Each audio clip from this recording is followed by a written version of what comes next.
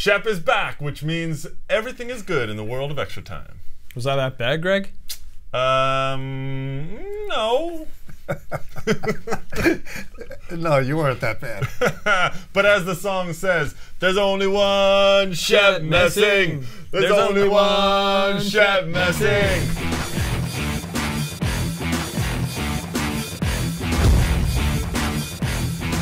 Hey everybody, welcome to Extra Time. I'm your host Greg Lawless alongside Shep Messing, who's back in the far chair, and Jason, the producer, as always in the middle.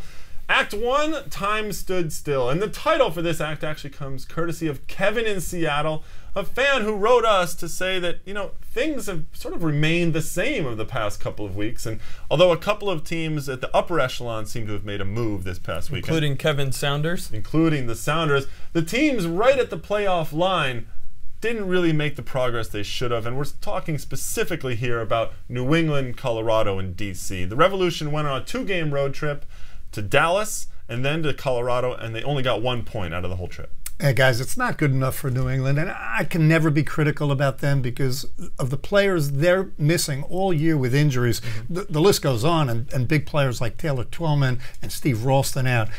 Shallery Joseph has kept them alive. They had games in hand. They no longer do, so they needed to do better than they did. Well, that's a good point. They've actually been talking a lot about how they have games in hand, but they haven't gotten the results that they needed out of that. Not at all, and I would say in this game, you could look at it from New England's side and say New England should have gotten out of Colorado with 3 points once they were up a man with 20 minutes to go.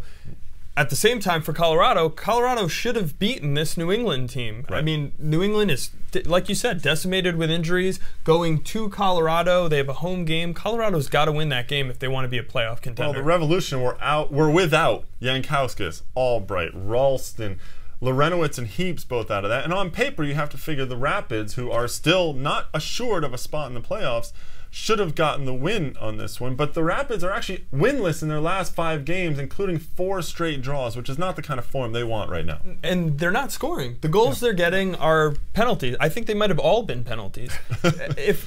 And some of them questionable. So if you're Colorado, you need to figure it out in the midfield, whether it's bringing in a new player to kind of spark things, shaking things up, moving things around. I mean, Gary Smith's done a great job with that team all year, but right now it's just sputtering. Well, obviously the loss of Colin Clark has hurt having nothing on the flanks right now. Yeah, inexplicable to me, really, because I like that team, but that's a game, as you pointed out, at home against the decimated New England Revolution team. They have to win that game, but that's been the problem. No creativity, no flair from the midfield. They have 2 great strikers up top, but no spark, no catalyst in the midfield. Well, over the weekend, a couple of teams leapfrogged Colorado, including Chivas USA, who got a big win on the road at DC United, 2-0. Look, Chivas is unbeaten in their last 4 games. I know you're on their bandwagon, Shep. I love Chivas, and I love the job that Precky's done. I like them because Zach Thornton has been unbelievable in goal, so he keeps you in every game.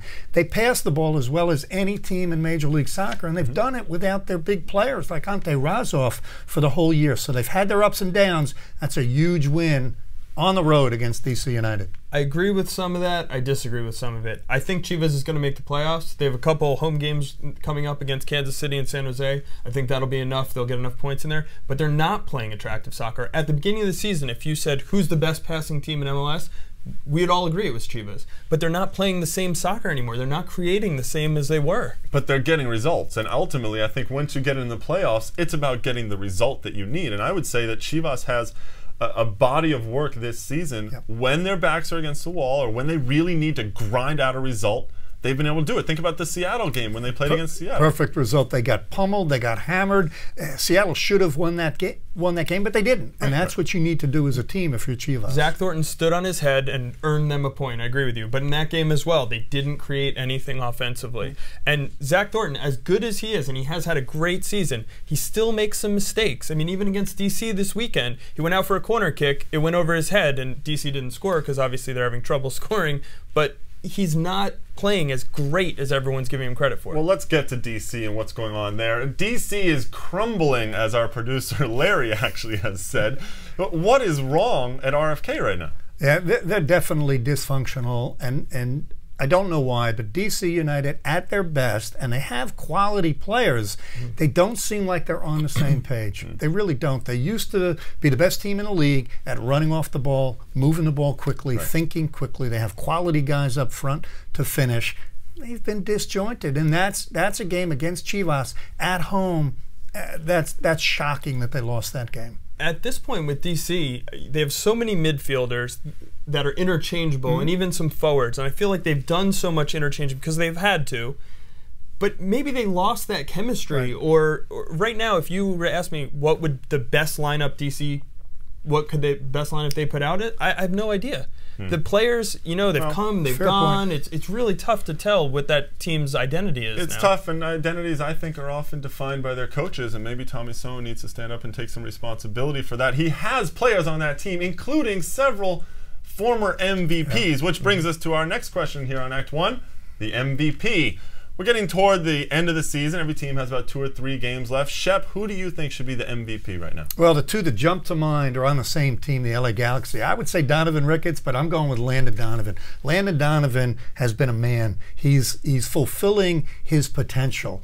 This is a team that had the Beckham saga that's been revamped by Bruce Arena. The leader of that team, the most valuable player in the league, for me, has been Landon Donovan. Well, he showed it this past weekend with a gorgeous goal. Jason, who do you have? I think it's Landon Donovan if New England doesn't make the playoffs. If New England gets into the playoffs, it was because of Shaw Reed-Joseph, and Shaw Reed-Joseph deserves the award. Well, Joseph having a great season. And I'm actually going to go with a random player, which I know you guys are going to hate this one. Ready? Jeff Cunningham. There it is. The guy has scored 15 goals in the second half of the season. Yeah, useless goals when their team is already out of the playoffs. For a team that's not making the playoffs. Why not? Shaw Reed-Joseph would be MVP no matter what if I thought an MVP could be a non-playoff team. Throwing it out there. And there are all sorts of other players that we're not even getting to with Casey Keller, Freddie Montero. Dwayne De Rosario. Dwayne De Rosario's having Stuart a good Holden. season. Definitely. Stuart Holden's a good one. Right? You got Connor Casey, obviously. He's at the top of the scoring charts. Did anyone say Schelotto? Guillermo Barros Schelotto also. No player has ever won it 2 years in a row. And he's not going to win it this year. And I'll tell you why. The second half of the season, Schelotto has not made an impact for his team. He's missed a bunch of games. And when he does miss the games, Columbus is 6-1. Well, it's about value, and obviously Columbus doesn't need Guillermo Barros Schelotto to be very valuable for them. Well, we're not really sure. Why don't you send us your thoughts on who's going to be the MVP? You can email us at extratime@mlsnet.com. That's it for Act 1, but on Wednesday's show, we're going to be visited by Seattle Sounders coach Ziggy Schmidt.